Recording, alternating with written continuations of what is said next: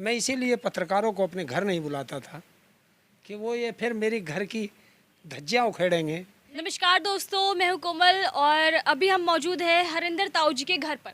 ये पूरा उनका घर है। आज हम पहली बार उनके घर पर आए हैं, तो हम उनसे बात करेंगे कि भाई वो किसान नेता भी रहे हैं और काफ़ी मुखरता से अपनी बातों को रखते रहे हैं। ताऊ जी ये रहे और ये उनका घर है।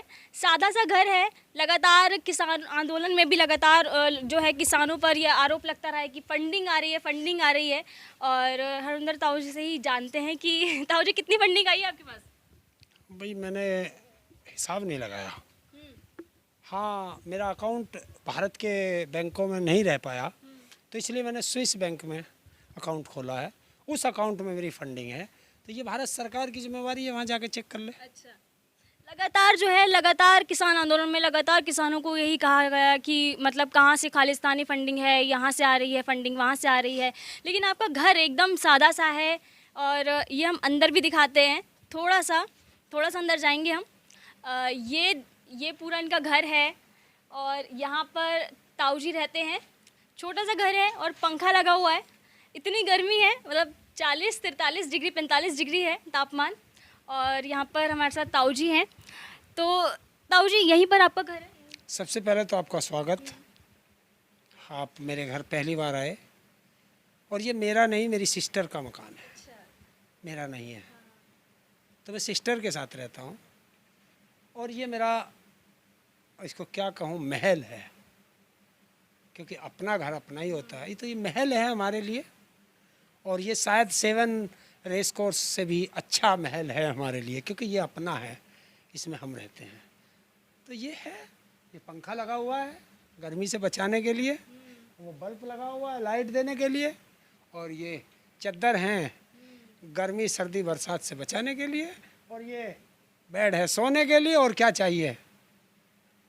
तो ऊपर आप देख सकते हैं, ऊपर टीन डली हुई है। टीन डली हुई है और जो है दीवारों पर अभी प्लास्टर भी नहीं है ना? नहीं, ये 2005 या 6 में बना था। 2005-6 में बनाया था ये, तब से है।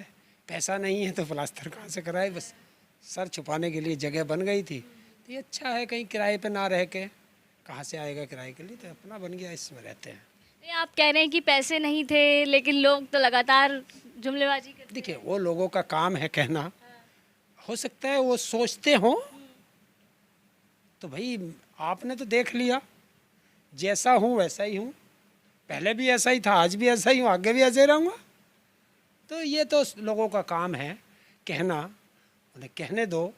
सच छुपता नहीं है और झूठ रुकता नहीं है, तो वही है, सच है।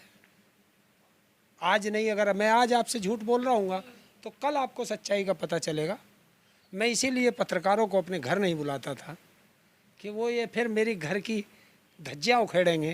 नहीं, ये धज्जियाँ नहीं। जनता को मेरी जो गरीबी हालत का पता चलेगा, तो मैं नहीं चाहता था। मैं चाहता था लोगों में भ्रम बना रहे कि ताऊ करोड़पति है, चलिए अच्छा है, उनको भी अच्छा लगेगा। आज हो सकता है जो मेरे चाहने वाले हों उनको दर्द हो, तो मैं उनसे कहता हूँ दर्द नहीं मानना। ये मेरा सौभाग्य है कि मैं ऐसे ही रहता हूँ कि जैसे किसान को रहना चाहिए।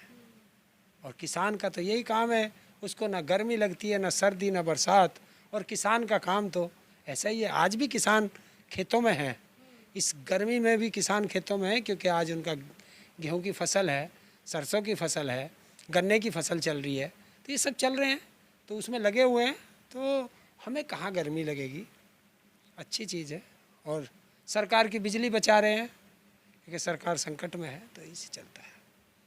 यहाँ पे ताऊ जी कह रहे हैं सरकार की बिजली बचा रहे हैं क्योंकि सरकार संकट में लगातार। लेकिन जो है आपके भी संपर्क रहे हैं नेताओं से, जैसे कि अखिलेश यादव, बड़े बड़े नेताओं से आपके संपर्क रहे हैं, तो फिर भी थोड़ा सपोर्ट या ऐसा कुछ?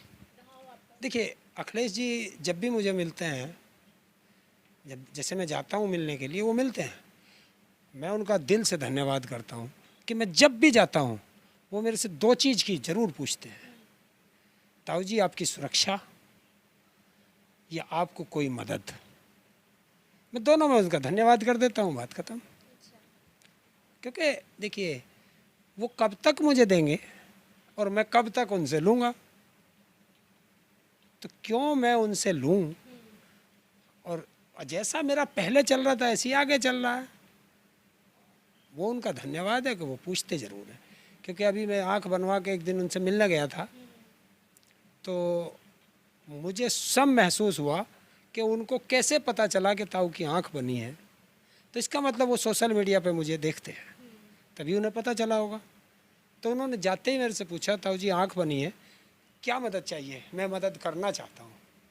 मैं कहा आप मदद करना चाहते हैं तो बस जनता की सेवा में लगे रहिए, यही जनता की मदद है। मेरी मदद से क्या हो रहा, सारे प्रदेश की मदद कीजिए, तब मदद होती है। तो ये होता है कि जनता के मुद्दे उठाएं, सरकार को घेरें। सब राजनेताओं का जो विपक्ष में है उन सबको एक होना चाहिए, क्योंकि हमारे यहाँ क्या है राजनेताओं में कि हमारे यहाँ के राजनेता विपक्ष से लड़ते हैं। हमारे देश की जनता विपक्ष से सवाल करती है।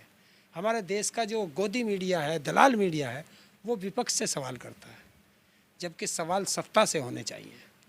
क्योंकि सत्ता से सवाल करो, मान लीजिए मैं विपक्ष में हूँ तो मेरे पास तो कुछ है ही नहीं, मैं ना जनता की सेवा कर सकता हूँ, तो मेरे पास तो कुछ है नहीं। तो जो भी है सत्ता को करे, सत्ता को करना है तो सत्ता से सवाल करो तो जनता का भला होगा।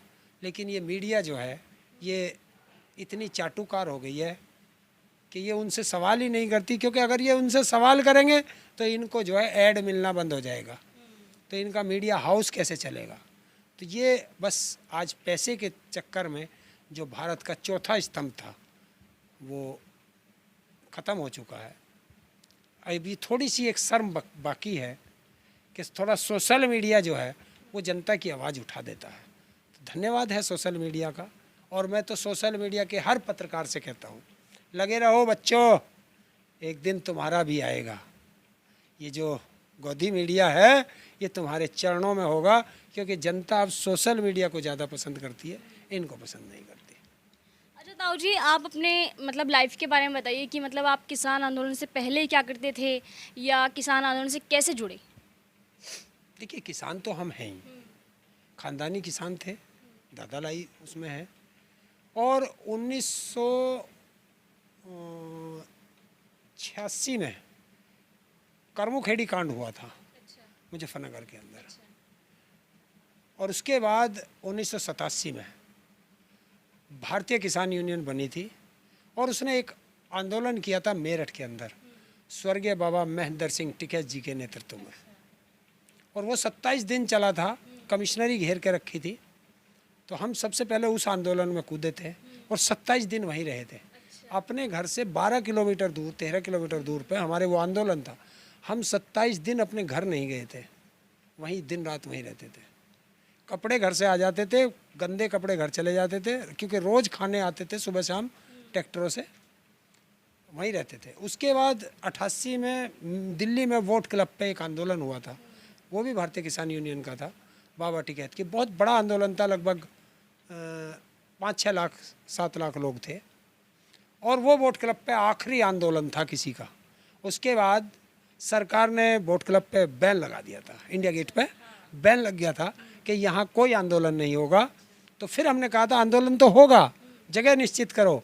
तब ये हम भारतीय किसान यूनियन के आंदोलन के कहने पर जंतर मंतर जगह दी गई थी, यहाँ आंदोलन चलते थे। लेकिन यहाँ भी सरकारों ने अपना पक्ष रख के और सुप्रीम कोर्ट में ये सुबह 11 बजे से और 5 बजे तक का करा दिया। तो जो सरकारें 13 महीने तक नहीं आंदोलन को देखती, वो 3-4 घंटे के आंदोलन को क्या समझेंगी। तो जंतर मंतर पे तो सरकारें ये सोचती हैं कि ये पागल लोग आते हैं, थोड़ी देर भोंकते हैं और चले जाते हैं, तो सरकार क्यों उनका संज्ञान लेगी। क्योंकि जब 13 महीने तक देश का किसान सड़कों पे है, सरकार जब नहीं सुनती तो उस 4 घंटे को क्या सुनेगी। तो ये आंदोलन में रहे, मैं विकलांगों के आंदोलनों में भी रहा और बहुत ऐसे उतार चढ़ाव देखे, अपने बिजनेस भी किए, उनमें भी उतार चढ़ाव आए। और ऐसे ही चलता रहा। सन 86-87 में मैंने नौकरी करने की सोची हुई थी, तो मैंने उत्तर प्रदेश परिवहन निगम में कंडक्टरी के लिए अप्लाई किया था। और मैं उसमें सेलेक्ट भी हुआ। मैंने रिटेन भी पास किया, इंटरव्यू भी पास किया, लेकिन जब सबको बुलाने का नंबर आया, कॉल लेटर आया, तो मेरा नहीं आया। तो मैंने पता किया तो उस समय नारायण दत्त तिवारी मुख्यमंत्री थे, तो उन्होंने विकलांग कोटा कैंसिल कर दिया उसमें। बस उस दिन के बाद मैंने अपने जीवन में ठाना था कि मैं कहीं नौकरी के लिए अप्लाई नहीं करूंगा और मैं किसी की नौकरी नहीं करूंगा। और उस दिन के बाद मैंने कोई अप्लाई नहीं किया। जीवन ऐसे ही चल रहा है, चलता रहेगा, संघर्ष होते रहेंगे। नेता कोई ऐसा नहीं है उत्तर प्रदेश के अंदर, दिल्ली के अंदर, मतलब यहाँ क्षेत्र का कोई पार्टी का जो 90% मुझे ना जानते हों। मैं सबसे मिलता हूँ। मैं जब मायावती 4 बार मुख्यमंत्री रही है तो मैं 3 बार उनसे मिला था। जब वो फुल मेजॉरिटी में आई तब उन्होंने जनता से मिलना छोड़ दिया था, तब नहीं मिला। मैं उनके जनता दरबार में उनसे मिल के आता था। अखिलेश जी के जनता दरबार में मैं उनसे मिलता था। और मैं नारायण दत्त तिवारी जी से भी मिला, मैं राजनाथ सिंह जी से भी मिला, और मुख्यमंत्री बीच में आए मुलायम सिंह जी से भी मिला, तो इनसे मिलता भी था।